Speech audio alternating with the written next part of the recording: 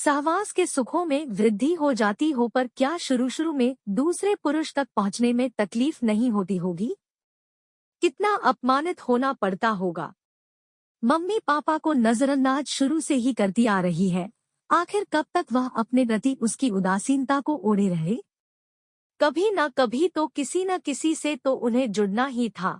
मैं रवीना की शुक्रगुजार हूँ कि उसने पापा को समझा है, और मैं वेदांत अंकल की भी शुक्रगुजार हूँ जिसने मम्मी की पीड़ा को और बढ़ने नहीं दिया है। अगर पापा के जीवन में रवीना नहीं आई होती और मम्मी के जीवन में वेदांत अंकल नहीं आए होते तो क्या ये दोनों दिमागी रूप से पागल नहीं हो गए होते? इन अवैध संबंधों ने ही तो उन्हें यौनरोगी होने से बचाया है।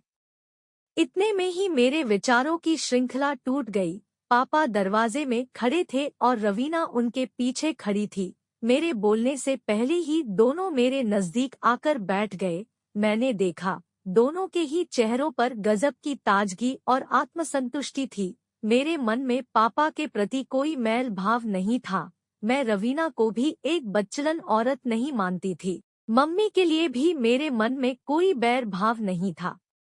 परिस्थितियां ही ऐसी बन गई थी कि सब घालमेल हो गया था। ऐसा कभी मेरे साथ भी हो सकता था या किसी दूसरे के साथ भी। मेरी तरह विचारधारा शुरू में इन लोगों की भी होगी। जब परिस्थितियां इनके प्रतिकूल होती गई तो इनके विचारों में भी बदलाव आता चला गया। मेरे भीतर एक गजब का आत्ममंथन चल ही रहा था कि पापा ने मुझे टोक दिया, काजोल बेटी क्या सोच रही हो? तुम्हारी पढ़ाई कैसी चल रही है? ठीक चल रही है पापा। मैंने यह कहते हुए पापा की ओर देखा तो वह मुझसे आंखें मिला न सके। मैं बोली, पापा मैं तो तुम्हारी बेटी हूँ। तुम मम्मी के लिए या दुनिया के लिए जैसे भी हो, लेकिन मेरे लिए तो सिर्फ मेरे पापा ही हो, और मम्मी भी तुम्हारे लिए कैसी भी क्यों न हो पर मेरे लिए तो मेरी मम्मी है। मैं जानता हूँ बेटी। यह कहते कहते पापा ने मुझे अपने गले से लगा लिया। मैंने महसूस किया पापा कुछ यह जान गए थे कि मुझे मालूम हो गया है रवीना से उनके क्या संबंध है। इतने में ही रवीना ने अपने पर्स से टाफियों के 2-3 पैकेट मेरे आगे रख दिए। तुम्हें ये टाफियां पसंद है न? मैं तुम्हारे लिए ही लाई हूँ। रवीना यह कहकर हंसने लगी। मैं सोच रही थी अब मैं इस प्यार और लगाव को क्या कहूँ। कैसे यह कह दूँ कि रवीना बच्चलन है या वेदांत अंकल चरित्रहीन है। मुझे एक साथ इतने सारे लोग प्यार करने वाले मिले हैं। मेरे लिए तो सभी अच्छे हैं। बुरे तो तब होते जब वे एक दूसरे को ब्लैकमेल करते या ठगते लूटते।